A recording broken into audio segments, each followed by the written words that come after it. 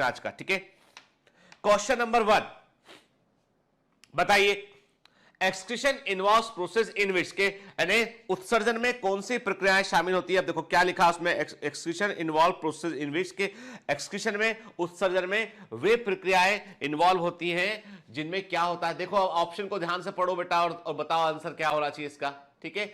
और सारे बच्चों को बाद में बताना है कि आपने 10 में से कितने क्वेश्चन आपने सही किए, कि हम एमसीक्यू क्यों ले रहे हैं ताकि मालूम चले हमें कि एग्जाम में कैसे पूछा जाता है। Harmful substances in the body are chemically change, नहीं नहीं नहीं नहीं बेटा, ठीक ना। एक्सक्रीशन में जो है वो हार्मफुल सब्सटेंस को हम बाहर निकालते हैं, उसको हम चेंज नहीं करते, बाहर निकालते हैं, ठीक है ना। चेंज करना वो लिवर का दूसरा काम है, ठीक है ना, clear. Substances of no further use and those present in excessive quantities are thrown out of the body, ये बिल्कुल सही बात है। जिन पदार्थों का कोई उपयोग नहीं है, जो एक्सेसिव क्वांटिटी में है, उनको हम बॉडी से बाहर निकालते हैं, चाहे वो सोडियम आयन हो, पोटेशियम आयन हो, कोई आयन को भी बाहर निकालते हैं, पढ़ा हुआ है हमने ऑलरेडी के। एक लेवल के बाद आपको बता दूं मैं कि ग्लूकोज, डायबिटीज में क्या होता है कि जब ग्लूकोज का ब्लड ग्लूकोज का लेवल 250 के ऊपर होता है ना, तो यूरिन से भी ग्लूकोज निकलने लगता है बाहर, एक्स्ट्रा जो कुछ भी एक्स्ट्रा है उसको यूरिन से बाहर निकाल दिया जाता है, ठीक है ना, क्लियर। तो ये बिल्कुल सही है। Harmful substances are stored in the cell before being eliminated, ये भी गलत है बेटा, ठीक है। Expulsion of urine from urinary bladder and sweat from the skin, ठीक है। तो एक्सक्रीशन में बेटा जो है यूरिन को एक्सपल्स करना जो है उसका एक स्टेप हो सकता है, परंतु ये उसकी मेन प्रोसेस का हिस्सा नहीं है। तो आंसर क्या होगा इसका, आंसर इसका बेटा भी। अब इसमें क्या होता है, इसमें you have to choose the best answer, आपको इसमें जो है वो बेस्ट आंसर को चूज करना है। बाकी आंसर भी नियर बाई करेक्ट है कहीं ना कहीं, लेकिन आपको इसमें से बेस्ट आंसर को चुनना है जो ज्यादा सही एप्रोप्रिएट आंसर है। तो समटाइम द क्वेश्चन, कई बार बेटा एग्जाम में ऐसे क्वेश्चन आते हैं जहां पर दिए गए ऑप्शन आपको एक से अधिक आंसर सही लग रहे होते हैं, पर आंसर तो एक ही हो सकता है। दैट इज द आंसर, याद रखिएगा, ठीक है। दूसरा क्वेश्चन आसान क्वेश्चन है, एकदम आसान क्वेश्चन है।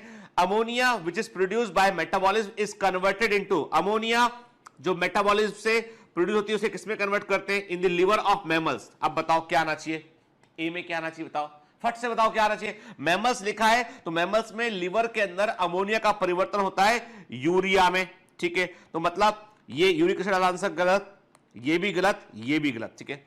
आपको आंसर मिल गया। देखो ना बेटा, एकदम फंडा क्लियर, एकदम फंडा क्लियर है। आपने क्या किया, आपने देखा कि भाई मैमल्स में लिवर के अंदर अमोनिया का परिवर्तन यूरिया में होता है, बात ही खत्म हो गई।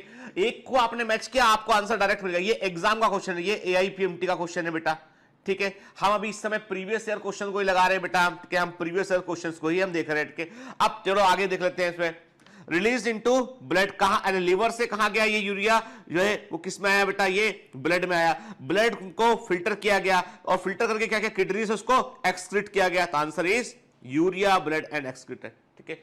ए फॉर, ए जो है वो जो है क्या हो गया, ammonia which is produced by metabolism is converted into urea in the liver of mammals and released into blood which is filtered and excreted out by the kidney, ठीक है। डायरेक्ट आंसर आ गया है ना बेटा,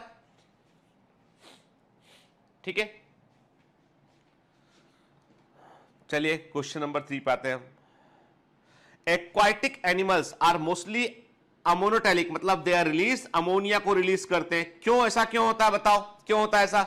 सिंपल सी बात है बेटा, अमोनिया इज टॉक्सिक और उसको रिलीज करने के लिए, उसके एक्सक्रीशन के लिए हमें लार्ज अमाउंट ऑफ वाटर की रिक्वायरमेंट होती है, और ये इन एनिमल्स को अवेलेबल होता है। मतलब जो मेंढक का टेडपोल होता है, जो मेंढक का टेडपोल होता है ना, वो भी अमोनोटैलिक होता है, और एडल्ट फ्रॉग जो होता है वो यूरियोटैलिक होता है, ठीक है। एडल्ट फ्रॉग यूरिया रिलीज करता है, टेडपोल जो होता है वो अमोनिया रिलीज करता है। क्योंकि अमोनिया के लिए को टॉक्सिक मटेरियल रिलीज करने के लिए आपको प्लेंटी फुल ऑफ वाटर की रिक्वायरमेंट होती है, जो एक्वाटिक एनिमल को अवेलेबल होता है, ठीक है। तो अलग से कोई स्पेसिफिक मैकेनिज्म की जरूरत ही नहीं है। तो आंसर आ गया इसका। Question number 4, nitrogenous waste is excreted mainly, इसके नाइट्रोजनस वेस्टेज को हम मेनली किस फॉर्म में एक्सक्रीट करते हैं। अब देखो बेटा, देखना है कि urea in both frog and tadpole, मैंने कहा ना बेटा गलत है, ये टेडपोल में होता है अमोनिया, ठीक है, फ्रॉग में होता है यूरिया, तो ये गलत हो गया, ठीक है। Urea in frog, ammonia in tadpole, अभी मैंने बताया था आपको, ठीक है ना, that is the right answer, ठीक है। यूरिक एसिड फ्रॉग में नहीं होता है, ठीक है, यूरिया टेडपोल में नहीं होता, ये गलत, ठीक है। अब देखो जो मैंने पहले वाले क्वेश्चन बताया उसी के रेफरेंस में दूसरा क्वेश्चन है। अब ये क्या था, दोनों सक्सेसिव ईयर में ये क्वेश्चन जो है वो JIPMER, this is the question from JIPMER. एक क्वेश्चन एक साल पूछा गया, अगला क्वेश्चन अगले साल पूछा गया। तो एग्जाम में ऐसा ट्रेंड चलता है बेटा, है ना, ठीक है। इसलिए हमें प्रीवियस ईयर क्वेश्चन को जरूर सॉल्व करना चाहिए, उससे हमें ट्रेंड का अंदाजा मिलता है, ठीक है। थोड़ा सा मुझे जुकाम सा हो गया है, पता नहीं एलर्जी के कारण हो गया है। आसपास जो एक बिल्डिंग में, हमारे घर के पास में एक बिल्डिंग में काम चल रहा है, तो उसका डस्ट थोड़ा उड़ के आता है हमारे घर में, तो आवाज थोड़ा मेरा गड़बड़ हो सकता है बेटा, ठीक है। पर कोई बात नहीं, the show must go on, ठीक है। Which of the following set of animals produce same substances as their chief excretory product, क्या बताओ कौन सा एनिमल का जोड़ा जो है वही पदार्थ प्रोड्यूस करेगा जो उनका चीफ एक्सक्रीटरी प्रोडक्ट एक समान प्रोड्यूस करेगा। देखो फिश, अमोनिया और यूरिया। यदि बोनी फिशेज है तो अमोनिया है, कार्टिलेजस है तो यूरिया है, ठीक है। पिजन वर्ड है तो यूरिक एसिड, तो ये गलत हो गया, ठीक है। फिर camel, house fly and snake, reptile से बेटा, रेप्टाइल से तो यूरिक एसिड हो गया, के। फिर आंसर क्या है इसका, frog urea, monkey urea, dog urea, ठीक है ना, ठीक है। यहां पर देखो आप अमीबा, ऑन्टेनेटिव, ये आंसर नहीं हो सकता है बेटा, तो आंसर क्या है इसका, आंसर है इसका फ्रॉग, मंकी एंड, क्या लिखा था आंसर, क्या है इसका आंसर आया frog, monkey, frog, monkey and dog is the right answer, ठीक है बेटा, it is the right answer. Clear, चलिए फिर next question number 6, excretion of nitrogen waste product mainly as uric acid why bird is helpful it, के। तो देखो बेटा simple सी बात है, why uric acid is favoured in reptiles and birds, क्योंकि इसको रिलीज करने के लिए जो है वो less amount of water, less water की रिक्वायरमेंट होती है, and it is least toxic, इसलिए वाटर कंजर्वेशन में ये हेल्प करता है। तो उसका आंसर हो गया conserving the water is the right answer, के। ये वाटर को जो है वो कंजर्व करता है बेटा, ठीक है। इससे पानी का वेस्टेज कम से कम होता है, कम से कम वाटर में यूरिक एसिड को आप रिलीज कर सकते हैं, ठीक है। Sorry, question number 7, select the correct statement from the following, के निम्नलिखित में से सही कथन को जो है चुनिए बेटा, ठीक है। करेक्ट स्टेटमेंट को चुनना है हमको। In most of invertebrate excretory structures are in complex tubular form, ये in most of the invertebrate excretory structure complex नहीं, गलत बात है। इनवर्टिब्रेट में कई सारे एक्सक्रीटरी स्ट्रक्चर जो होते हैं वो सिंपल होते हैं बेटा, साधारण टाइप के होते हैं, कि कॉम्प्लेक्स नहीं होते हैं। Vertebrates have simple tubular organ as excretory structure like kidney, kidney is not a simple tubular organ, kidney is a complex tubular organ में शामिल होता है, ठीक है, ये भी गलत हो गया। Protonephridia is primarily concern with excretion, ये बिल्कुल सही बात है। प्रोटोनेफ्रिडिया, नेफ्रिडा का संबंध एक्सक्रीशन से, इसमें कोई डाउट ही नहीं है, सही है।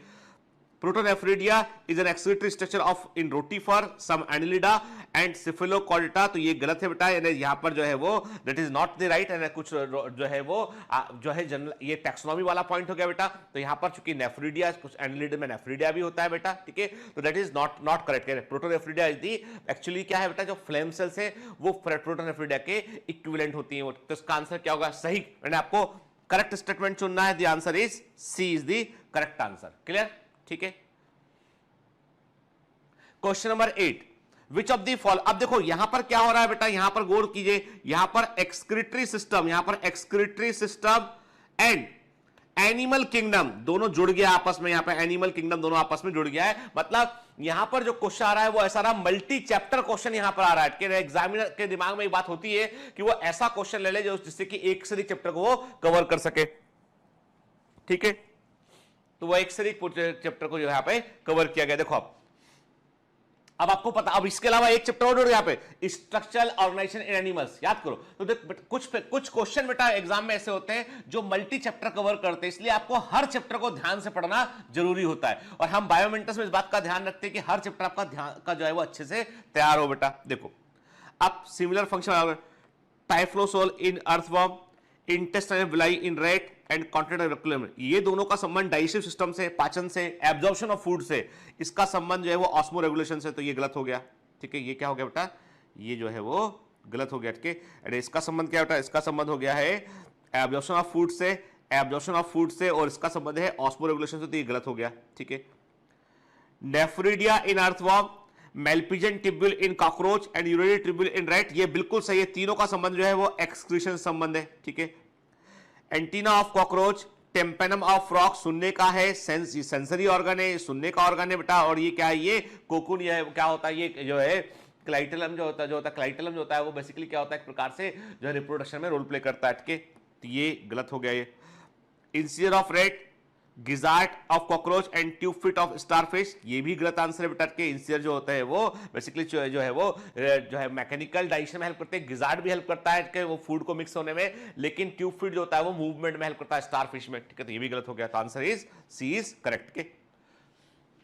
तो ऐसे क्वेश्चन में आपका प्रॉपर नॉलेज एनिमल किंगडम का जरूरी है, स्ट्रक्चरल ऑर्गेनाइजेशन ऑफ एनिमल का जरूरी है, और उसके बाद एक्सक्रीटरी सिस्टम आ गया, समझ गए ना, ठीक है।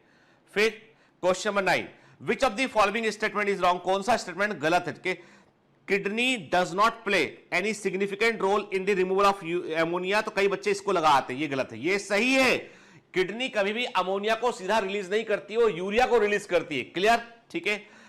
Ureotelic animal excrete most of the nitrogen wastage as urea, बिल्कुल सही बात है। यूरियोटेलिक लिखा है, यूरी को लिखा हुआ तो यूरी को छोड़ जाएगा, यूरियो है तो यूरिया हो गया बेटा, ठीक है ना।